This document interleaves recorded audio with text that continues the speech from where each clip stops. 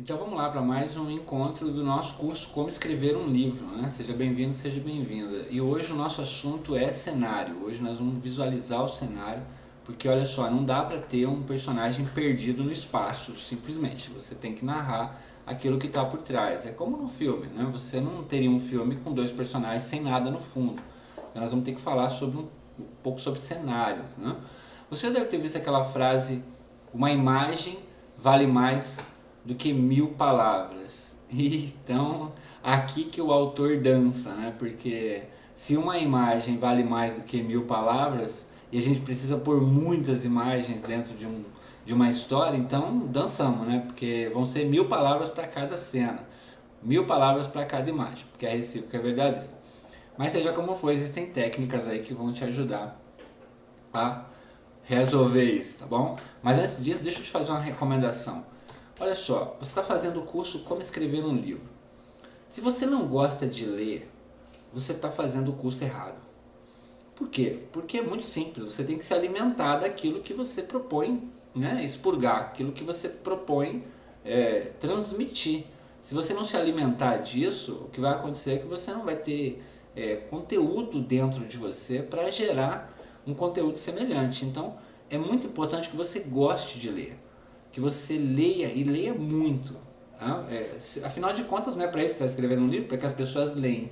Então, o que você faz, fala tão alto que o que você fala ninguém escuta. Se você não lê, vai ficar claro no seu texto, no seu roteiro, que você não lê. Tá? Então, eu quero te recomendar um livro hoje. Aliás, eu quero te recomendar dois.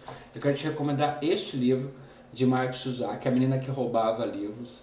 É um livro bastante inteligente, uma narrativa muito, bastante, digamos assim, rica literariamente falando, porque a narrativa não é uma narrativa simples de fatos, é uma narrativa poética. Então você vai enriquecer muito o seu vocabulário, você vai enriquecer muito seu conhecimento literário. E também Diálogos de Platão. É um livro da mitologia grega, bem antigo também, você vai gostar muito. E eu tenho certeza que isso vai te ajudar muito aí a despertar dentro de você conteúdo que te ajude a escrever o seu livro. Muito bem? Então, vamos lá para o nosso tema de hoje, cenários. Né? Tem uma frase de Alfred Hitchcock que diz o seguinte: quanto mais despreocupado e alegre o cenário, entenda o benefício disso, olha a frase dele. Quanto mais despreocupado e alegre o cenário, maior a emoção que você obtém com a introdução súbita do drama. Bacana, né? Essa frase é de Alfred Hitchcock, diz assim, em outras palavras, seria o mesmo que você, lá no comecinho do curso eu dei um exemplo, você quer explodir uma bomba na praça, se você explodir lá e matar todo mundo, o que vai acontecer é que ninguém está conectado com aquele personagem, com aqueles personagens. Então você faz o que? Mostra primeiro o ambiente, descreva a cena, mostra as pessoas, e aí quando você deslumbra, e quanto mais alegre e feliz ele for, maior é o drama, né? Maior é a emoção na hora que você tiver que colocar uma cena dramática. Tá bom? Então, o que é na verdade uma visualização de cenários? Na prática é o seguinte: quando você está escrevendo uma história, o que você está fazendo é construindo uma série de imagens, uma sequência de imagens que vão ser projetadas na cabeça do seu leitor. Então, o que você pode entender preliminarmente com isso? Que você terá que mostrar para o seu personagem como é que é a cena ali atrás, ele não está vendo. Né? Imagina só, você está contando uma coisa para o seu amigo. Olha, eu fui em tal lugar, e aí, como que é lá? Ele vai perguntar para você como é lá. Você fala assim, olha, é bacana, tem uma praia, tem uma montanha, tem isso, tem aquilo, enfim, seja como for, você está dando para ele, está criando na cabeça dele uma sequência de imagens. O bom da literatura é que você dá essas informações e a pessoa pode criar aquele ambiente de acordo com as suas próprias convicções, com o seu próprio conhecimento, com seus próprios interesses.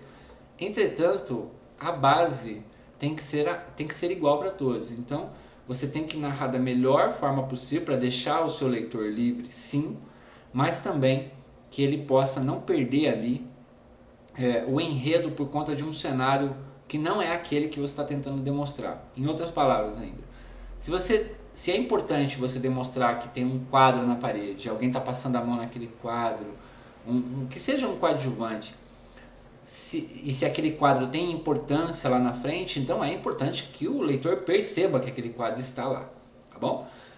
Emoções e comportamentos, para você descrever, como nós falamos numa aula anterior, você tem aí os verbos de locução, né? Mas no que se refere a cenários, não dá para usar verbo de locução, nem inciso, nada disso. Você teria que usar a descrição mesmo.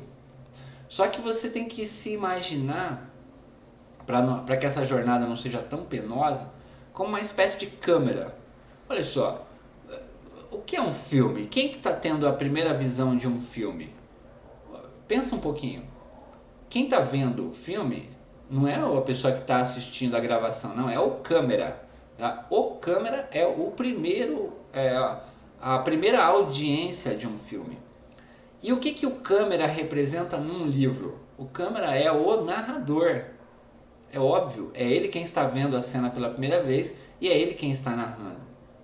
Então, o que nós vamos poder enriquecer com isso é que, se você entender que se você deve se comportar como um câmera, isso é, você pode simplesmente imaginar-se com uma câmera olhando para uma cena. Então, o que é que está no foco daquela cena? O que é que dá para ver ali? Tem alguns personagens, como é que é o fundo? Como é que está a claridade? Como é que está, digamos assim, está iluminado, está escuro? É um lugar que inspira alegria, é um lugar que inspira medo? Então, entenda assim, coloque-se na posição do câmera. Se você fizer isso, você vai ter uma eficácia muito grande para poder narrar isso, tá bom? E olha só, toda a história, assim como esse, por exemplo, que eu recomendei para você, a menina que roubava livros, ela se transformou num filme, tá? O livro, ele deu origem a um filme criado pela 20th Century Fox, cujo título é homônimo, né? É o mesmo. Mas olha só, quando o Mark Suzak escreveu essa história, ele não imaginou que isso ia virar um filme, ele simplesmente escreveu. Só que ele já escreveu tão bem escrito que caiu na graça de um diretor de cinema e pronto. Então, se você fizer bem escrito o seu roteiro, bem narrado o cenário, por que não? Por que não cairia na graça de um produtor de cinema, por exemplo, sua história vai se tornar um filme? Por que não? Veja aí a L. James com o livro 50 Tons de Cinza. Tá bem narrado, o cenário está bem narrado e acabou se transformando num filme. Mas vamos lá. As dicas são as seguintes. Algumas aí vai tomando nota, tá? Primeira, posição da câmera. Olha que coisa maravilhosa, né? Na posição da câmera, nós temos aí, eu vou dar um exemplo para você. No cinema, tá? O que você vai observar é que existem formas, vamos pensar de maneira cinematográfica, existem posicionamentos propositais da câmera. Tá? Então, o que é o POV? É o ponto de vista, nós já falamos sobre isso. Mas existem técnicas de posicionamento. Não é simplesmente ir lá e colocar a câmera em qualquer lugar e filmar o que está acontecendo. Não, tem posicionamentos. Eu vou mostrar alguns desses posicionamentos para você. Vejamos aí o caso do filme Bastardos e Inglórios. O que acontece? O Quentin Tarantino, quando começa isso, ele começa com um plano aberto. Olha, observe, a posição da câmera é no plano aberto. Então, como você narraria essa cena?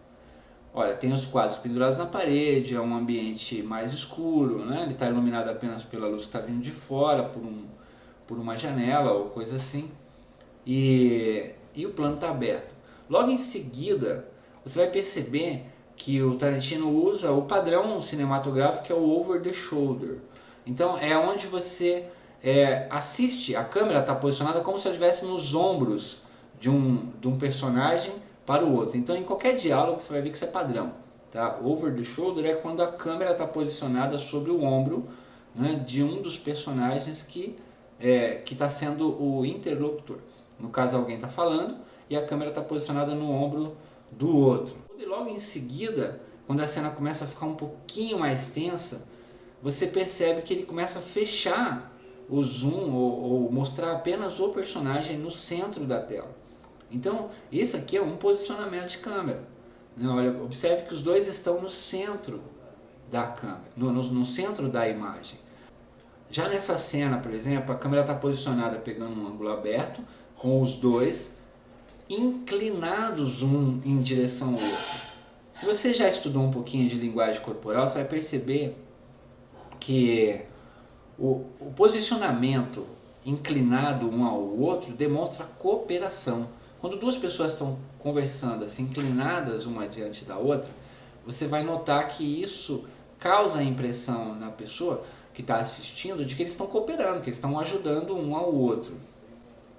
A grande sacada fica nessa jogada aqui que ele fez, que foi virar o eixo da câmera. Presta bem atenção. Observe que ao virar o eixo, você começa a perceber uma espécie de aquamento, porque nessa hora você nota que o fazendeiro está um pouco mais encolhido e o Landon está numa posição ereta. Então aqui que você vê a verdadeira face dos dois personagens. Então aqui você começa a sacar que alguma coisa não está boa, alguma coisa não está legal, não está havendo uma cooperação aqui não. O que está havendo aqui é uma pressão. Então veja, o simples giro da câmera, o simples giro no eixo, já deu uma denotação diferente daquilo que estava proposto inicialmente. Logo em seguida você vê que tem uma cena onde eles são posicionados agora de lados distintos da tela. Lembra que no começo eu falei para você que eles estavam no meio da cena? Agora eles estão cada um posicionado de um lado da cena. E isso causa a impressão na audiência de que eles estão se confrontando. Observe o Landon do lado direito e o fazendeiro do lado esquerdo da câmera. Tá percebendo comigo? Não tem nada no roteiro ou num cinema ou num filme que não seja de propósito. Então esse posicionamento da câmera, ele ajuda você a entender, ajuda o teu leitor a entender, aliás, ajuda você a narrar de forma que o seu leitor possa entender o que é que está acontecendo. Está havendo cooperação na cena? Ah, mas talvez você diga assim, eu tenho que narrar que eles estão inclinados um para o outro. Sim, use isso, entendeu? Por que não? Olha, olhavam-se próximo, ou encostados cada um num banco, enfim, você tem que narrar de forma que você use isso, tá? Por que não usar isso num livro? Vai ficar muito fantástico, tá? Isso aí vai te dar uma boa forma de narrativa. Segundo ponto importante, o cenário, mais especificamente, ele tem que existir, lógico, não ia dar para ser um cenário vazio, tem que estar lá o personagem, né? O que acontece? Como que está acontecendo essa cena? Ela está acontecendo, você tem que pensar assim, está acontecendo aonde? Está no último andar de um prédio? Está no porão? Está no escritório, numa praça? Como que ele está decorado? Como é que são os móveis? Os móveis fazem muita diferença, porque olha só, se você narra, por exemplo, um móvel antigo, você causa no leitor já a imediata sensação de que aquele lugar é uma casa com um padrão antigo, uma casa mais tradicional. Se você narra, por exemplo, um som high-tech, todo moderninho, você está dando a impressão de que aquele lugar é um lugar mais claro, um lugar mais iluminado, um lugar mais moderno, né? Ao contrário dos móveis antigos, né? Onde o cenário geralmente é um pouco mais escuro. Então, descrever como é o local é fundamental para você conseguir ajudar o teu leitor a entender o que está acontecendo naquela cena. E é lógico, você pode tirar proveito disso, porque uma simples narrativa de um quadro, tem um quadro na parede da família. Ora, pensa numa cena. Deixa eu dar um exemplo aqui. Por que tem essa importância você narrar os objetos que estão na cena? Imagina um casal cujo pai da moça não suporta o namorado e os dois estão juntos, vão se envolver, estão num quarto e logo na parede tem um quadro do pai da menina. Então o pai da menina com a família ali, né? Toda a família unida, e o cara não consegue se relacionar bem com a moça. Por quê? Porque tá olhando pro quadro ali, o pai dela, né, olhando. Então, viu? Tem importância, tem relevância no roteiro. Tá? Isso já me dá um gancho também no terceiro item, que são os objetos da cena, né? A gente interage com tudo, você não simplesmente vive, eu estou interagindo com o computador agora, né? Eu estou interagindo com a câmera, estou interagindo com o microfone, então não dá para simplesmente existir sem interagir com objetos. Então, nas histórias não é diferente. Os personagens têm que interagir com tudo à sua volta. E tem que ser normal esse comportamento. Não é assim uma coisa extraordinária que a pessoa pegou o telefone. Não, tem que ser uma coisa comum. Nesta hora, não tem nenhuma encheção de linguiça, não. Você tem que simplesmente narrar exatamente como seria se fosse na vida real. Não dá, por exemplo, o cara simplesmente pegar, sair da cena e puxar a porta se a porta estava fechada com a chave. Não, tem que enfiar a chave lá, rodar, enfim, tem que narrar esse tipo de coisa também. Lembre-se, uma imagem vale mais do que 1000 palavras. Entretanto, como a gente só está trabalhando com palavras, para fazer uma imagem terá que usar palavra pra caramba. Então, é muito importante você ter isso em mente, tá bom? Um quarto item aqui é o ambiente. O ambiente, mais especificamente, é narrar. Parece estranho isso, mas olha que coisa interessante. É possível que você narre elementos que dão a impressão do cheiro do lugar. O lugar está quente, o lugar está frio, né? É sombrio ou transmite tranquilidade. É um lugar barulhento, é silencioso. Percebe? São elementos que não são visuais, mas que podem ser expressos por palavras. Tá? Na prática, o que você requer é que se faça a narrativa, talvez não especificamente, mas olha só, vamos colocar que o ambiente tem um cheiro ruim, né? Você pode narrar o personagem enquanto John caminhava, tampava as narinas para evitar o odor daquele lugar que parecia que não estava sendo limpo há anos. Então, percebe? Você está dando aí elementos do cheiro. Então acredite, o leitor sente, tá? Ele imagina na hora o cheiro do lugar, tá bom? Então é muito importante você narrar o ambiente em si. Essa é a quarta. A quinta, marcação. Aqui a marcação tem tudo a ver com o primeiro item que eu estava falando. Se for, como eu disse, nada é por acaso. Mas se você pegar aí, tem várias formas de posicionar a câmera. Então como é que é a câmera? A câmera está correndo junto com o personagem? Isso tem nome, é uma técnica. A câmera está parada e está transmitindo em câmera lenta. A câmera está dando um zoom, a câmera está afastada, pegando o foco aberto. Então, essa marcação você tem que se comportar como se fosse um diretor de cinema. Então, olha só, você vai dizer para o narrador, você está em tal posição. Então, me diga aí o que você está vendo a partir daí, tá bom? Eu tenho certeza que se você aplicar isso vai te ajudar muito. E no caso da marcação, não é necessariamente somente sobre a posição da câmera. Você vai também narrar como é que é. Vamos supor que é uma cena de confronto. Então um personagem está armado com direção aos outros. Como é que tá? A arma está na altura dos olhos? Né? Ele está apontando para os olhos do outro personagem? Qual é a distância entre um personagem e o seu oponente? O oponente reage? E se sim, em que momento ele reage? Antes de atirar, o personagem faz algum gesto? Né? Faz algum trejeito? Ele muda de posição? Ele se esconde atrás de algo? Ele voa para cima do agressor? Enfim, olha quanta coisa bacana que dá para você usar na marcação. Então, fazendo recapitulando, né? Você tem que ficar atento à marcação, você tem que ficar atento ao ambiente, aos objetos da cena, ao cenário em si, quer dizer, o que está ali por trás, e ao POV, o ponto de vista, o que o câmera está olhando, ok?